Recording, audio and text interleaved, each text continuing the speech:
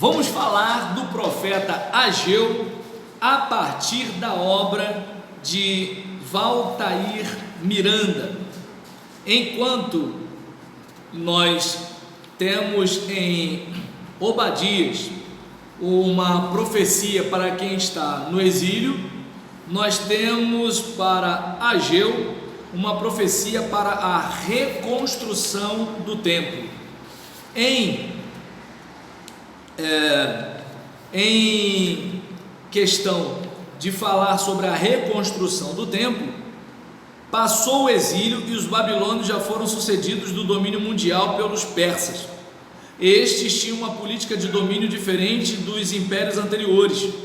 Os persas desejavam dar tranquilidade aos territórios conquistados.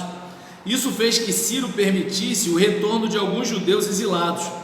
Ele não os obrigava a voltar, mas os judeus agora têm liberdade de ir e vir. É um outro tipo de domínio. Muita coisa mudou desde os tempos da monarquia unida, que foi lá com Davi. Uma ou outra novidade era boa para o povo, mas naquele momento era difícil afirmar o que era ou não salutar para a nação. Algumas instituições surgiram nesse período e se mostrarão importantes para a manutenção das tradições dos povos. A sinagoga foi uma delas. Como não havia mais templo, os judeus perceberam que Deus poderia ser adorado em qualquer lugar onde estivessem. Lembra do "És Deus de perto e não de longe, ou também de longe"? Por quê? Porque antes tinha aquela ideia: Deus é Deus só de Jerusalém, que é perto. Deus não é Deus de estar em outros lugares, que é longe. E aí Deus fala através do profeta, né? Peraí, Deus não é Deus tanto de perto quanto também de longe? Mas aí o compositor brasileiro, né, deixa a nave conturbada, os irmãos se sentem abalados, porque o cantor e compositor coloca "És Deus de perto e não de longe", quando no aspecto semântico, na questão do sentido da palavra, ele está dizendo a mesma coisa do texto bíblico, de que assim, tanto longe quanto perto, Deus é contigo. Então, quando a Bíblia fala que Deus é Deus de perto e é Deus de longe, está dizendo que Deus está sempre contigo. E quando o compositor fala "És Deus de perto e não de longe", Deus está sempre contigo. Mas é claro, se você sabe que vai dar treta, evita, entende? E aí nisso, a gente observa aqui que Deus poderia ser adorado onde eles estivessem. Não importa onde estivesse o povo, Deus estaria com ele. Indo para Ageu em sua reconstrução do templo, o profeta Ageu foi um dos repatriados. Esteve no exílio e voltou por concessão dos persas. Auxiliado pela leitura profética, o povo encarou o exílio como um castigo pela desobediência.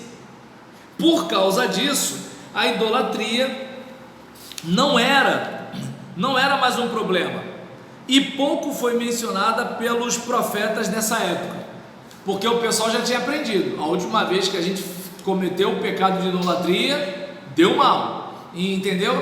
Então agora a idolatria não é mais o problema deles, certo? As comunidades agora eram predominantemente urbanas e não mais agrícolas ou pastoris, como era antes do exílio, certo?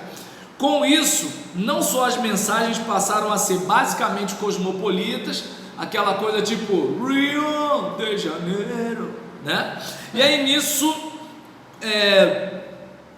mas também as mensagens passaram não só as mensagens passaram a ser basicamente cosmopolitas, mas também os problemas, como construções de casas em detrimento da restauração do templo.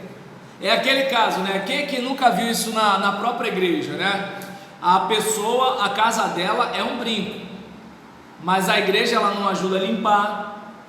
Se pelo contrário, suas crianças jogam lixo no chão, né? Ela, por exemplo, não dá um apoio, né, no trabalho da igreja.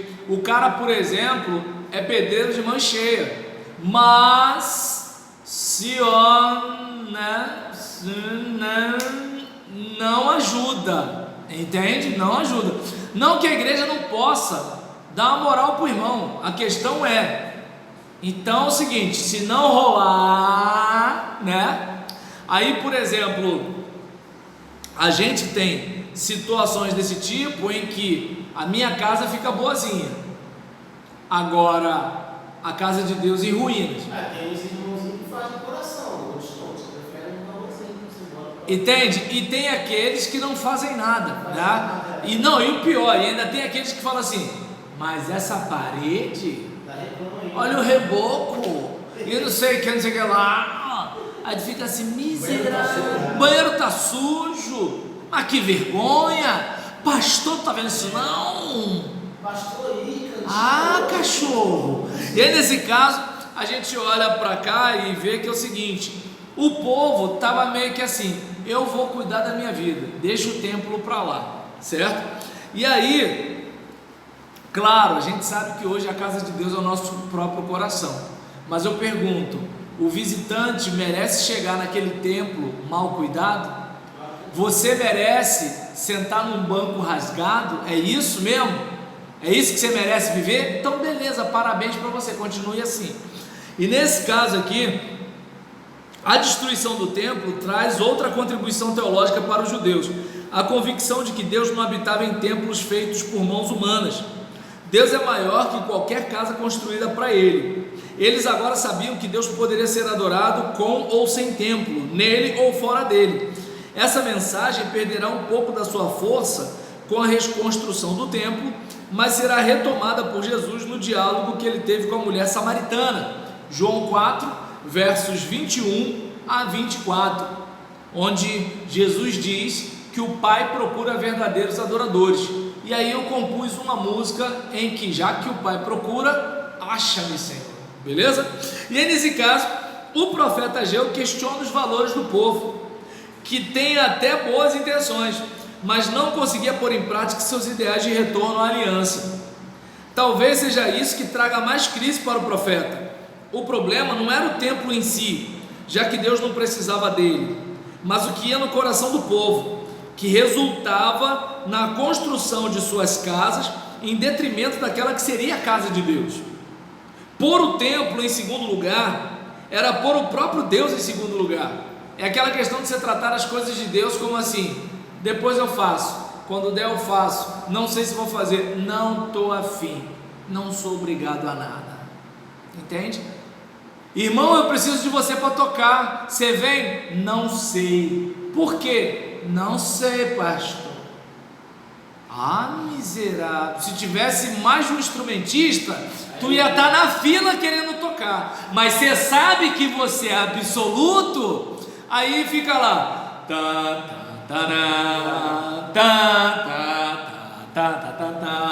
já reparou? Quando tem aquele monte de gente na fila querendo tocar, eu fui de um ministério de louvor, cara, que era coisa de louco, assim, tinha um monte de gente para corda, tinha mais de um para teclado, tinha mais de um para bateria, tinha mais de um para baixo, aí ficava o culto assim, a gente está lá, pá, cantando aquele negócio todinho, aí o pessoal está lá na frente no louvor, e aí fica uma turminha no banquinho do lado assim, só secando, assim, já viu gente que está vendo o colega andar de bicicleta, meio que assim, deixa eu dar uma voltinha, aí tá assim, a gente está lá, olho fechado, pá, Deus vindo, presença de Deus, aleluia, pá, e aí nisso, os caras lá, pá, pá, aí, e os outros só assim secando assim, acaba logo, louvor, acaba logo, eu quero tocar a música disso aí, eu quero chegar no meu momento de glória, entendeu? Mas agora quando o cara sabe que é só ele, eu fico triste com isso, né? Porque assim, aqueles que ficam com ciúme quando vê alguém de fora tocar. Tá dando para entender? Aí quando chega alguém e o pastor dá uma moral, aí quer fazer pinima, quer fazer intriga, mas por quê? Quando teve não valorizou, entende? Essa é a questão. Mas guarda o que tens, entende? Guarda o que tens, para que ninguém tome. Claro que eu falo isso para geral, rapaz, falo isso para geral. O problema é que a gente na igreja fica aquele clima de que você está mandando indireta, só que não é indireta. Por exemplo, eu nem sei como é que é a igreja de vocês, estou falando para vocês, entende? É aquele caso, não trata bem a patroa não para ver. Ah, mas ela já tá velha, ela já tá coroa, ela já tá sem dente. Ah, vai? Eu não pago para ver, velho. Eu não pago para ver. Entende? Botar no bolso ou colocar no Cara, a dor de cabeça que dá. Imagina, um cara que só tem um ano na igreja. Tá dando para entender? Então é complicado, entendeu? Assim, no meu tempo de ovelha era uma cultura totalmente diferente de hoje, entendeu? Hoje é muito mais enjoado, entendeu? A pessoa, por exemplo, ela faz lambança, ela faz besteira, você vai ser duro com ela, junta uma turma na igreja e fica contra você. Tá dando pra... É mais ou menos por aí, entendeu? Tá dando pra entender? Exatamente. É mais ou menos assim. Ó, você vê que lá eu bati tanto que tá sendo gravado, né? É, tá sendo gravado. Então o que acontece? Aí nessa situação, né? Como é que eu posso dizer? Pôr o templo em segundo lugar era pôr o próprio Deus em segundo lugar. Com isso, o pequeno livro aviva a mensagem na mente dos ouvintes de que cada filho de Deus deve fazer o máximo para ele e por ele. Isso era a verdadeira adoração. Essa é a questão. Você ama a Deus mesmo? Então cuide daquilo que está relacionado a Ele, entendeu? Não vem com essa conversa fiada de vou fazer quando eu quiser e tal, aquele negócio todinho não. É mais ou menos por aí. Quando a Bíblia fala em João, o teu Pai para espírito de verdade, não está se referindo só no louvor, não. Adorar o Pai espírito. Não, adoração é a vida. Adoração é vida. Adoração é vida. Faz, né? Exatamente.